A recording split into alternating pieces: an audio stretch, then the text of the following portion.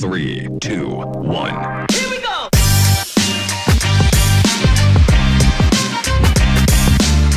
Hey, it's Mitch Ward. We're here with Red River Real Talk. So excited about today's topic.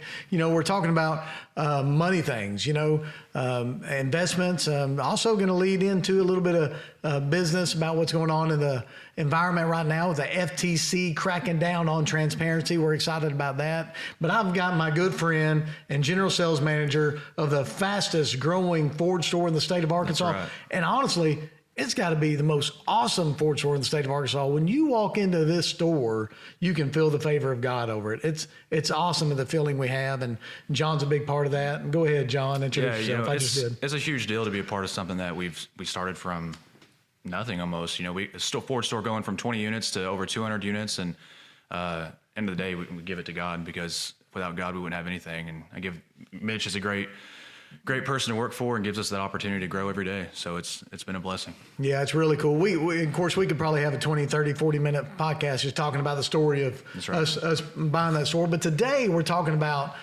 money things. So, John, for you, when you think about money, what does that mean to you to be a good steward of it, or maybe not just a manager, but a good steward of that money? Right. The biggest thing that comes to mind on that is, are we doing what Jesus wants us to do with it? Are we spending it the way that we should and for our family? Jesus tells us we need to lead our family. And that's what it comes to me. I want to lead my family and spend it the way that Jesus, the Lord, wants me to spend it. Yeah. And that's really good. My dad, I'm going to go ahead and throw this out there. I'm going to lead into this because my dad always says to me, my kids, his grandkids, is it's easy to make money. And I know some people might say it's not. But really, it is. I mean, it's hard work. Use your hands, hard work, and your mind. You can figure out a way to make money. It's easy to make money. The hardest thing to do is to keep it. Mm-hmm. And so when you talk about good steward and making sure that it's the Lord's too, there's this thing called tithing. And so when you're trying to hoard everything and keep money, so there's also this thing of giving back to other people. And the Bible talks about that. You'll be blessed if you give back to other folks. It also talks about tithing as well. But trying to keep the money is the hardest thing. And I see it every single day. Just this week, people are paying their taxes, right? You're paying your taxes. And I think you probably may have done this, but I hear all these people adjusting their what is it you're adjusting? Their withholdings. Adjusting their withholdings. Adjusting their withholdings to do what? Not have to pay to the government. That way at the end of the year, you don't have to pay. You break even. Right. Yeah. And so that proves the point how hard it is to keep your money, because we traditionally want to spend what we have. Mm-hmm. But why? But we're giving the money back. We're giving the government the money sooner than we owe that to them. We had a good conversation about that when we adjust it. So the Treasury, the Secretary of Treasury came out. I think that's his title.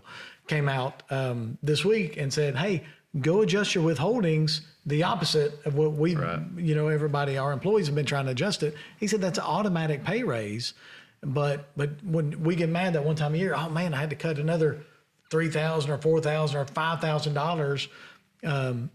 For my tax bill. But in reality, if I could have kept that $5,000 over the year, I could have invested it and make a little interest on it. Right. It may not be much. You might have made $100, $150, but the government's sure not making it. They're withholding it. You're right. Yeah. You're not wrong about that.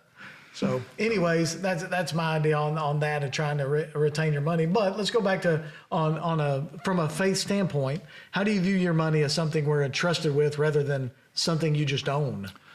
I'm a big believer of, what he gives, he can take away. Yeah. And I feel like if I don't walk the way that he wants me to walk with it, I feel like, not that he would necessarily take it away, but you got to put it where he wants you to put it. Mm-hmm. And I try every day. We're not perfect, right? But I try to walk in the footsteps he wants me to do and spend it how he wants me to spend it and give it how he wants me to give it. Yeah. That's a big thing. Spending it and giving it, I think, is everyone can spend it, but who really wants to give it? Yeah. That's the hard part. It's easy to give it if you can control what that person's going to do with it. So since you brought that up, I've always had this conversation too. Like a lot of people will give to the church or tithe to their church. And then if their church isn't doing what they think they want to do with it, they'll pull back. Right. And they'll say, I've heard those saying, well, I'm setting my tithes aside my giving aside until I see that they're doing what I think they should do with it. And that's the hard part. Freely give away with any strings attached, and that's when I think you're really blessed. Right. But it's really hard to do, sometimes. But I do. You try to write that check or give that money. If the Lord says, "Hey, give that person money," you got to give it to them and not worry about what they're going to do with it. And that's hard to do. It is, especially guys like you and me, because we're a little bit controlling sometimes, right? Are you a little controlling? Don't ask my wife. Yeah, but maybe so. We like to control everything. That's right. Well, let me ask you this: do you think people tend to attach their identity or security to money? Oh yeah. People do. Yeah. I mean, well, yeah, obviously they do. That's hard to do too, as well. So, and I had to sit back, I brought this up. I probably shouldn't. I had to sit back and soak that question in one day. And it was probably 6 years ago. I don't know. It was during the heat of COVID. Right. And, I think, we weren't doing masks and, we separated the seats for the customer to separate, but we didn't, heck, we were eating after each other's bags of Cheetos and whatever, we just lived life. And, sometimes people would come in and I remember this one person, I still remember it today, I said, "Hey, look, we're just not going to do that. We're here together 12 hours a day. If you feel uncomfortable, call us, we'll come pick your car up, we'll do whatever, but we're just not going to walk around and mask for 12 hours a day. We're not doctors, Of course, I don't think the doctors did either. They try to separate somewhere, take that mask off, right, and release. But that person, I can't remember male or female, said, "You were just doing that because of the money you have. You're just acting like this because of what you have." And I thought, wow, am I? And so I kind of sit back, and thought about it a little bit. Say, am I acting like that because of the money I have? And so I did a real evaluation, and not just the money, but the things. I own the Ford store, I own the place. So you're just doing it. I mean, kind of, yeah, I was doing it because I owned it. I had the right to make that decision, but I don't know if the Lord said it or if I said it, but I think the reason I got to where I'm at is because that's who I was, and so because that's who I was, I'm not going to just sit back and let one person dictate every move I have. I'm going to try to think analytical outside the box. And that's what we were doing at that moment. And try to look at your surroundings and how things happen. And during those moments, we used our money to bless a lot of people. Right. You remember that? Mm-hmm. I mean, we gave over and beyond what we would normally do because there were people suffering. There were businesses suffering, nursing homes. And we gave away vans to a couple different places. I mean, I don't know. We go back and see the video of all the stuff we gave away, but we chose to give things away, and we were blessed through that. But yeah, I think sometimes when you have been blessed with things, money, assets, and you just you've really gotta. Well, the Bible says it. It's easier for a rich man, or what is it? What's the verse? Let's say. I know what it is. Easier to walk through the eye of a needle than it is for a rich man to get to heaven. Do you know that verse? I do now. Do you know what it means? Mm-mm. So I'm going to go ahead and describe it. So the eye of the needle was, they would have these walls all around a fortress around these communities, right? And at night they'd shut that fortress down to really almost only a person could walk through it because they were trying to secure it.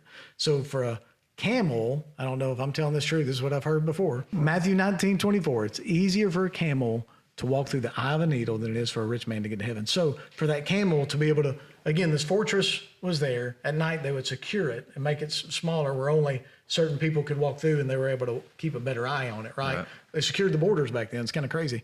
But whoops, is that stewardship too, right?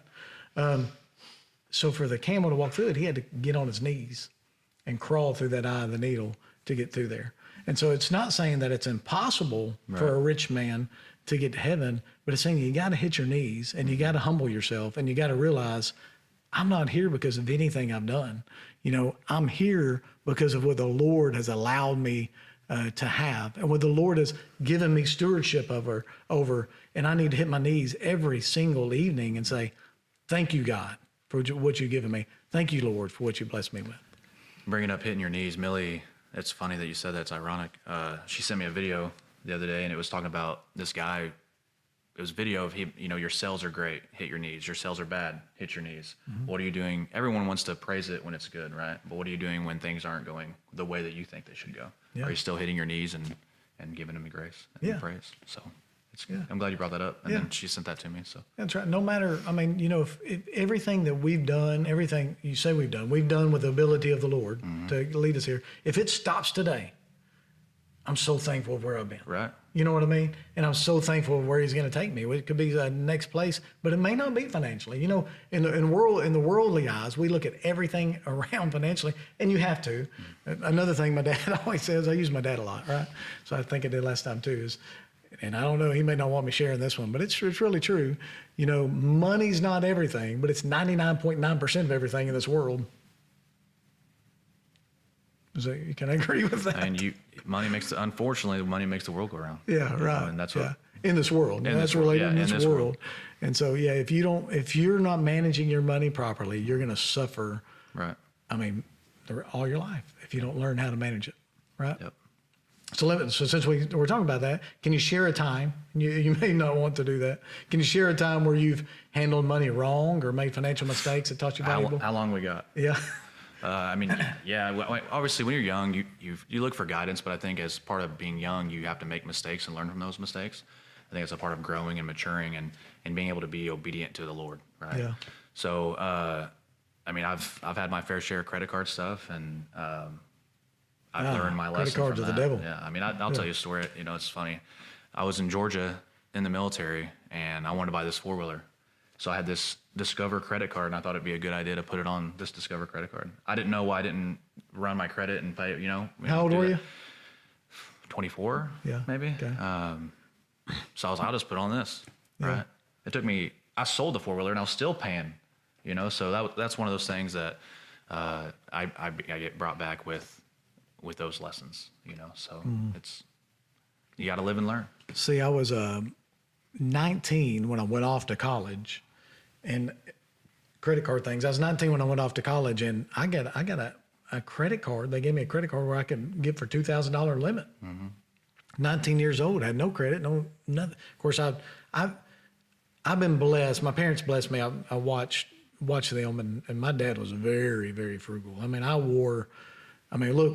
I would say we were pretty wealthy. We had probably one of the largest houses in Jacksonville, and I wore Ocean Pacific shoes to school. I don't know if you ever heard of OPs, Ocean. No, of course you haven't, because nobody had on their white with orange laces, which probably would be cool back then. But my mom had to take me to the discount store, Ocean. But anyway, so I've learned to be frugal. When I was a kid, I'd go out to eat after church, and I, everybody else would eat. I would wait until it was over, and I'd eat their leftovers, tip $2.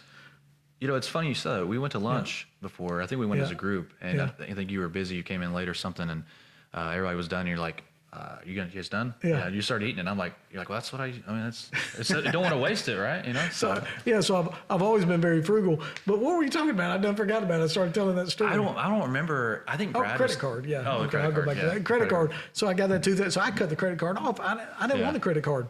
I got out of college. I started working for myself, making great money. I thought, I need a credit card so I can, keep up with my gas and all that. I applied for the credit card, and they declined me.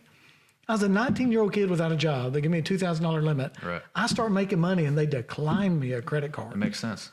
Yeah, it is so. So I don't like for the government. I'm a big freedom guy. I don't want the government to be in control, but they got to get a handle on that, because we're not teaching kids how to be frugal in school. Right. And then they get out of school, then they get this access to credit cards, whatever. But go ahead. What were you saying about Brad?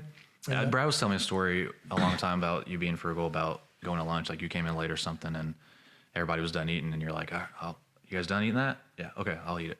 So don't want to waste it. Well, I've kind of changed that a little bit too, because health is very important. Yes. So I did used to try to finish everything. Yeah, don't want to say go. It's money, but health is more important than money. Speaking of frugal, health is more important than money. So sometimes I see it every day. I don't know why, but if you go to, not every day, because I don't go to the dollar store every day, but if you go to the dollar store and you'll see people there buying all their groceries for that evening. It's like they're trying to get a meal together for that evening. And I'm like, man, if they just knew how to plan ahead, they could save a lot of money, right? But And then it's, excuse my language, crappy food.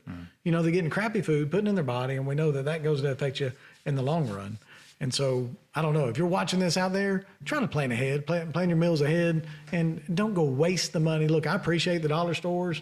I kind of like the fact that they're everywhere you go, because if you need milk or you need something, you run down there and get it. I know it's a big joke, but plan ahead. Go get your groceries somewhere else and try to buy in bulk, keep leftovers, and that'll help save money. Also, while I'm on it, quit vaping. You know, that costs a lot of money. Quit smoking the cigarettes. Stop the energy drinks. All that stuff adds up. And everybody's afraid to put it down. How much it costs you a month? Probably $200-$300 extra a month. Well, people want to complain that they can't afford this or that, but they're smoking cigarettes. Mm-hmm. Yeah, we can sell a lot nicer car. Cigarettes aren't cheap. I don't know. Only reason I know is my parents smoked for years and they don't anymore, but they stopped because it got so expensive. Right? I remember going as a kid, going to it, and it'd be like $100 a carton, and that was back when, early 2000s. So imagine the inflation from that now. So yeah, I don't know what it is, but I bet it's pretty expensive. How do you approach spending versus saving versus giving in a healthy way? So, well, of course, I think I meant to talk about this, but things change over the years, right? I tell Caden, he got married. I said, hey, just, when you get married, your money is y'all's, hers is hers. Right. So it just makes things go a little better, you agree with that? 100%. So trying to make enough money and budget well enough. And I'm kind of getting off of it a little bit, but for young people that are getting married, don't be the man. A man's supposed to work. I went to a John 3:16 thing last night, and John 3:16 is a ministry where they help men recover from addictions. Mm-hmm. And while we're talking on it, if you know anybody that's in addictions, it's totally free. It's an awesome thing to go to. And the reason we give to it is when I pulled up for the first time to that place, it said Jesus really big. And of course I talked to him. He talked about Jesus multiple times. Them people are going to hear the name of Jesus, which is healing in the name of Jesus, multiple times. And that's why we donate, and that's why we participate in John 3:16. But anyways, he was speaking to the men, and he said, men, you're meant to work. And they'll go out and they'll come serve you, right?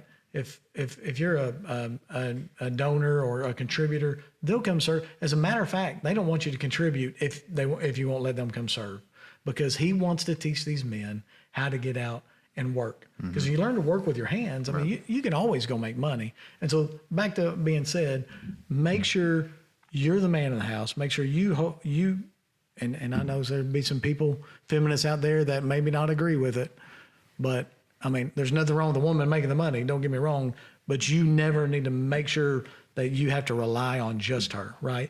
You've got to be the man of the house to make sure you have security for your wife. You need to offer your wife emotional security, spiritual security, and financial security. And that man needs to be that. And I see that in so many relationships where he's neither. And then that is a struggle. How did I get off on that when we were talking about spending versus saving versus a healthy way? Yeah, that's right. So anyways, so that being said, over the years, I'm 47 years old now. I know I don't look like that, but you just had a birthday. I did. I just had a birthday. But, we've adjusted in time so we spend more than we used to. But we save a ton. I'm a big saver. I try to save up and put money back for, if anything were to happen to me, right? Right. I really don't know all the ins and outs of IRAs and savings accounts and giving money to money managers. I don't give much money to money managers because I don't know. I kind of like assets. I like to see things, touch things that I know I can go over there and walk in and walk out of, right, and know I have. And you give money to a money manager, to me, you just, I don't know. Sometimes I think, why didn't he make his money to manage? I don't know why I got to give my money to him. But anyways, I do give some money to and some people that manage some of my money probably say, what are you saying, Mitch? That's going to hurt me. Sorry, I didn't mean that. A lot of people probably need to give their money to money managers because they don't know how to manage their money. Oh, yeah, right. So, and then use it in a healthy way, burst it in a healthy way. Sometimes you can be so into hoarding and planning for your future, that you do put that stress on your family. I've seen that happen. I've seen people pull so much money away that, they can't ever go on vacation. Their kids can't get that pair of cleats, or, and they're just fighting over, they can't go out to meals with their friends not because they don't have the money, they're probably making plenty of money, but they're trying to hoard so much. So yeah, you got to have a healthy balance, right? Mm-hmm. You still got to do community with people, and that's how I look at things. So I don't know if it's right or wrong, but if the Lord changes my mind, I try to make sure if the Lord gives me something else different that I need to do, I want to always be willing to change. Right. He can renew my mind. I'm praying for the Lord to renew my mind every day. Finances, spiritually, healthy. He's been renewing my mind on the way I live my life healthy. So anyway, obedience. Yeah. Obedience. What advice would you give to the younger generations who are just starting to navigate money on their own? So the advice I would give, don't buy a dog. Don't get a dog. Don't get a dog. I know this can be hard for you because you love it. I love animals. Don't get a dog. Is there a certain breed they can't get, or just any of them? Oh, okay. Any of them. I'm ready. I'm ready for that. I'm tuned in now. I'm ready. Wait until you have saved money. And I mean, I see that, of course, we employ a lot of people, and I've heard, I'll walk through and I'll hear people say, I got to take my dog to the vet, spend $2,000. And, there's some things I won't say, and I'm not going to say, okay. But I'm like, why? Why are you taking, the vet said he needs to do an x-ray and pull this out of and I know for a fact this person can't hardly make their payment, So don't get a dog unless you're financially able to be able to go to the vet and spend $2,000-$3,000, because that dog, you're going to fall in love with it, and it's going to have a problem. You spend a lot of money on your dog. It's not a matter of if, it's a matter of when. And I guess, not to interrupt you, but I agree with that, right? Until you're financially stable to take care of a dog. But, people that don't know my background, I was in the military for almost 10 years, and I have a retired military working dog that sometimes comes to work with me. Sometimes I bring my other one. John will go broke to save I will, that dog. 100%. Yeah. That dog has done things for me overseas that's a whole nother podcast. Yeah. But I'll give every dollar for that dog. And, Millie's got our other dog, and Ammo, our Maltese, that's been in heart failure for 4 years, and she raised that dog from a little puppy, so she's attached to him. But you're right. Don't get a dog unless you're financially capable to take. As a child, Yeah. Not comparing them dogs to kids, but they cost money too. Yeah. Don't get a dog. I said it earlier. Don't vape. Don't start bad habits. Don't smoke. Lay off the energy drinks. 7 Brew. It's pretty cool, but my goodness, the line of the people that are in there to buy a 7 Brew every day. Yeah, and some of them, I'm like, I could tell you probably just need to go get your car serviced, but you're wasting your money on 7 Brew. Yeah. That car's going to break. And make sure. Is the truth the truth? Prioritize things. Think ahead. Hey, one day I'd like to have a really cool dog. Dogs are emotional purchases. Most of the time you see them on. Jessica saw one a couple of weeks ago on Facebook, and thank God it sold really quick, because she would have probably started trying to talk me into getting another dog, right? Because they're emotional purchases. But as much as they are as an emotional purchase, you're definitely going to waste a lot of money on that dog when you get tied to it. So that's just a couple of simple advice I would give to the young generation. Live within your means. That's a good one. So John, I don't know, at Red River, we give a lot away. Sometimes, $50s, $100, sometimes $10,000s, sometimes free cars, right. Whatever, free vans. We give a lot away. I try to find that balance of trying to, we want to share that we do it, on social media, but then also we don't want to just let the left hand know what the right hand's. It's kind of a tough balance, because we do it because we think it's right. But what's out of those things we give? What's some of the favorite things you've seen that we give to? We've given to a lot, but a couple that comes to mind is, I just spoke about being in the military. So every year there's a military ball, that they host from different branches, and that's a huge morale boost for the guys, the soldiers.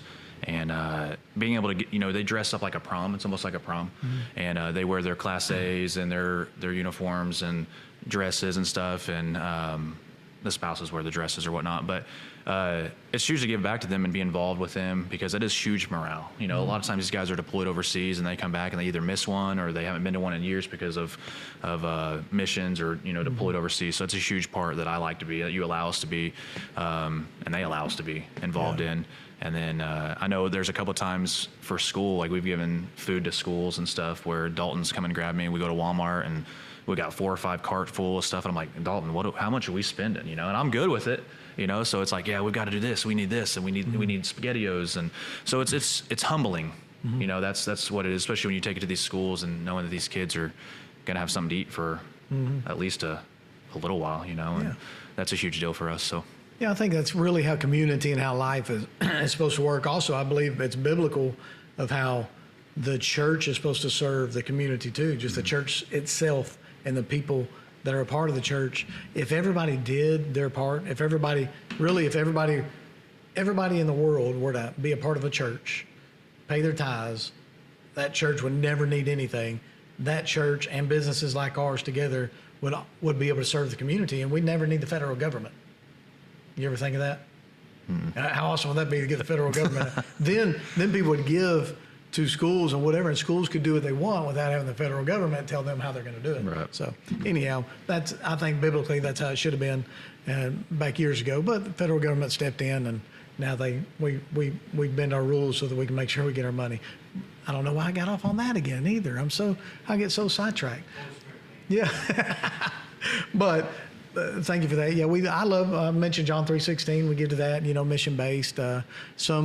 You know, we do give to a lot of, you know, we give to local sporting events. You know, we try to make sure there's tons of travel ball teams, you know, which, you know, you could take it or leave it. You know, it's a struggle sometimes. You know, every one of those coaches tells their parents' kids that, hey, he could be the next Babe Ruth, and so they invest tons of money in him. And that's fine if the parent wants to do that, but we try to keep it to the local, you know, parks and recs to help those, you know, more impoverished to be able to just come in and, you know, play ball, have fun. Right. You know, I hate the way we are today. Sometimes we're taking the fun out of baseball, the fun out of basketball, and just go have fun, you know. And so we try to make sure we get back to that. And you know, y'all, I don't know if it gets on y'all's nerves or not, but I get a lot of preachers call me and just want to buy a car. And you know, we obviously we can't give away a car to every single pastor, but y'all know, I say just make sure we take care of them, right? You know, give them too much for the trade, sell them ours for way too little, and just take care of them. Right. And so we do that a lot too. So that's why I love doing. How do you balance running a successful business while still having a heart of giving? I mean, I don't think it's a hard balance. I think I would think if you didn't have a heart of giving, it'd probably be harder to balance. Right. So yeah, I don't think it's a hard balance at all.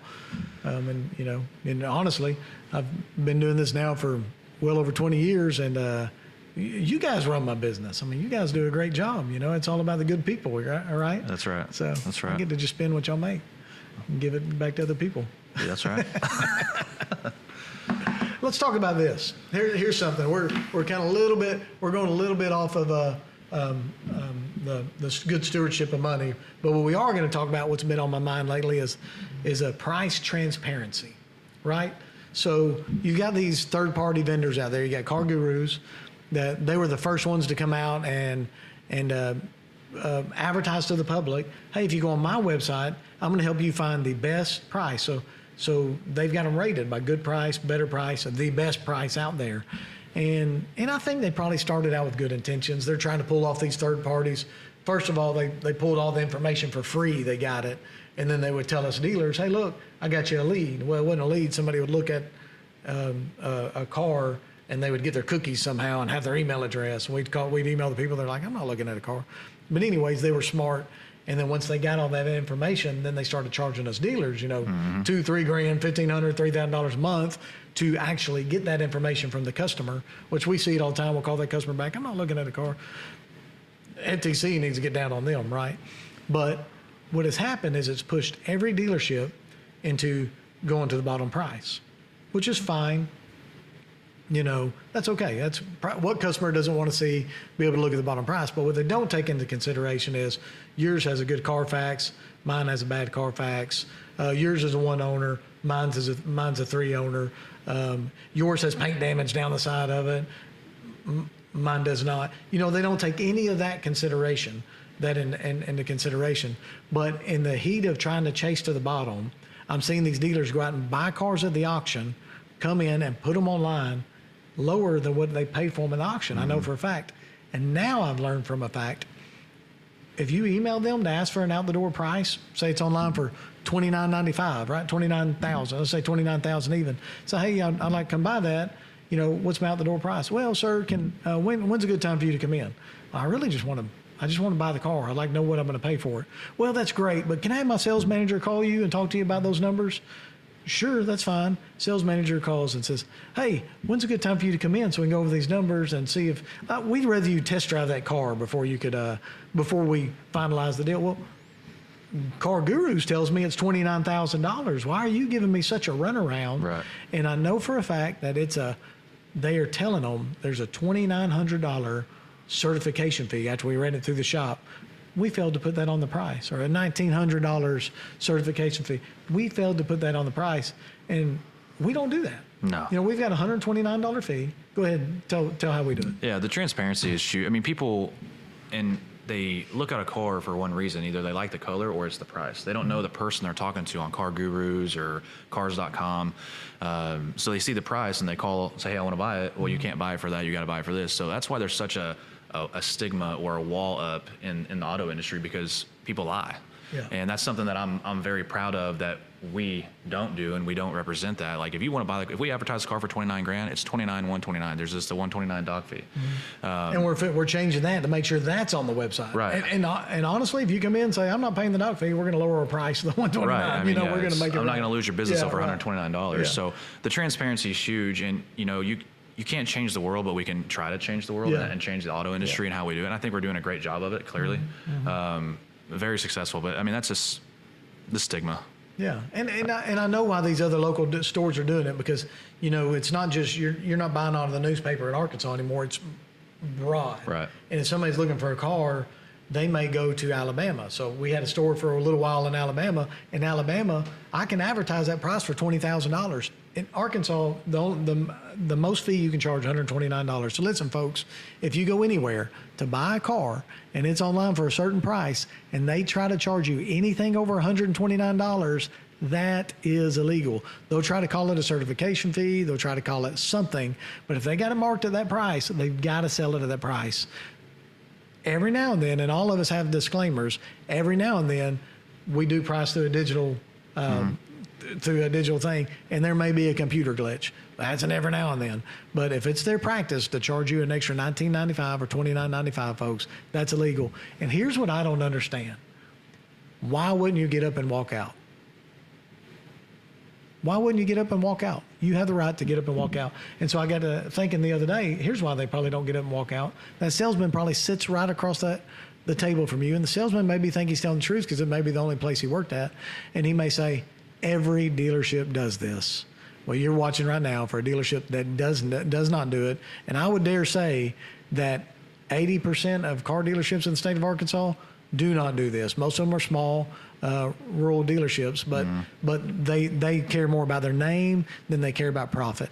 And the Bible says, a great name is greater. To have a good name is greater than any riches, right? Isn't that right? Is that right? So that's important. A name, and I tell my employees that all the time. Our name is more important than all the riches in the world. Yeah. If we die today and we don't have a good name, what else did we do? So, but I can see why those other dealers did chase that down, because in Alabama you can charge $1,800 fee. You walk in and it's just $1,800. I think Florida's like that too, and I live in Georgia, like Florida. I witnessed a customer come in on a Honda Civic, $6,800 Honda Civic. They come in to buy it. They walked out at $99.99. They paid $3,000 more than what they came into, because it was normal. Yeah. It's just normal in Alabama. So if you're watching this podcast, you're in Alabama, Florida, whatever, you see our price, it's the price you get. We might charge you a fee to deliver it. And if it's a hot product, we may make you pay a little more if you're too far out of state, just because we'd rather them be in our market area. But Arkansas residents, hey, we're here to make sure we take care of it. I'll even go as far as this. If we make an error online, 99% of the time, we just sell it to that unless it's losing $100,000. Right, yeah, I can't lose my job, but if we make an error and it's something that, hey, it's a couple $1,000, it's just, I'm not going to, it just is what it is. I made a mistake. Yeah. I'll call Mitch and he'll take me to lunch and then I'll tell him after he pays for my lunch, what happened. But we want to be true, and we are true. We will always be true to who we are and what we stand for, and that'll never change. Yeah, that's right. So anyways, today's podcast is about that price transparency. And if anybody's out there that can help me get in with the congressman or whatever, the FTC. Oh, well, here's another thing. I'm going to go ahead and talk about this, okay? And we don't use these subprime finance companies too much, like CAC and stuff. But they're there for a reason, right? They are there to help a certain type of customer. And unfortunately, it's that customer that does not pay their bills. Sometimes it'd be somebody that just had some bad luck. But a lot of times they don't pay their bills. And part of the FTC rule is if we have a fee charged to us, so say if I have my car priced for $30,000, it's good news, everybody should know this, and I go to try to get that, let's say $15,000, because normally it's a subprime, be a little cheaper car, $15,000, I send in that finance company, they'll send it back, and I'll have a $4,000 fee. FTC says I cannot tell the customer about that fee. Oh yeah, a lot of those banks will come back and say you can't pass that fee to the consumer. Well, the dealer has to eat it. It's $4,000. Somebody's so what's going to happen? Either I'm not going to sell that car, or I've got to tell the customer, I got a $4,000 fee I got to absorb, so I'm going to have to raise the price on you. That's illegal. You can't tell that. So that's why we don't use CAC, because I don't want to do that. On a $15,000 car, I promise you there's not $4,000 markup in it either. Not. Or 2 or 3. Right. We don't have that marked up. Or what they encourage them to do, just swap them to another car they hadn't priced yet, figure out the fee. But that's so stupid, because guess what? That customer doesn't realize how much more they had to pay for that car. They need to know, because your credit wasn't great, because you didn't pay your last car payment, because you're slow to pay your house payment, because you're late on your credit card bill, you're having to pay a $4,000 fee. If they're not aware of that, they will never get better. Right. So I would love, if anybody can help me get a hold of FTC to fix that problem, and then that customer becomes entitled. They get that. I've seen it. I've watched it on my lot down here. We bought a Bronco at the auction. A customer had that car repoed. We buy it at the auction. It's on our lot. Customer comes in to try to buy it. He said, "Yeah, heck, y'all are selling it $8,000 less than what I owed on it." And he thought he could buy that car. He just had it repoed 3 months ago. You know why? Because nobody told him the cost of credit. So anyhow, we need to learn that. But thank you guys for watching Red River Podcast. For all things financial, just go see John and he'll help put you in a car. Right? I will. Yeah. I'll teach you the right ways, and I'll educate you the right ways. I promise you that. And really, we will. We'll be transparent. We'll help show you how to buy a car. Honestly, you can get up and walk out of every deal if you want to. Never walk into a store, buy a car. If it's not what you thought you were getting when you talked to them on the phone, be sure and get up and walk out. And then walk right into Red River Ford, Red River Ram, Dodge, Chrysler, Jeep, Red River Toyota, Red River Pre-Owned.